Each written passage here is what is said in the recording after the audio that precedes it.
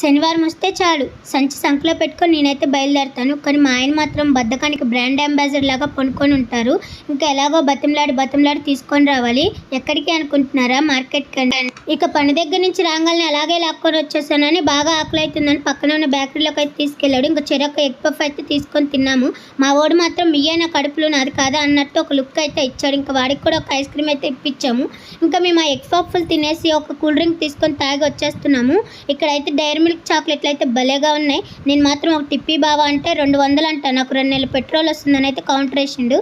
ఇక మండిపోయే ఎండల్లో అప్పుడప్పుడు చల్లగా ఏదో ఒకటి కడుపులో వేస్తూ ఉండాలని చెప్పేసి పక్కనే ఉన్న జ్యూస్ షాప్లో అయితే ఆగాము. నేను మా ఆయన మా బుడ్డోడు మాత్రం కర్బూజా జ్యూస్ తీసుకొని తాగాము. ఇక్కడైతే ఒక చిన్ని కూలర్ పెట్టాడు. అది చల్లగా భలేగా ఉంది.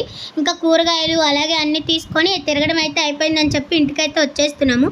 మీరైతే వీడియోని అయితే ఒక లైక్ చేసి మన ఛానల్ని సబ్స్క్రైబ్ చేసుకోండి. Thanks for watching. Bye bye.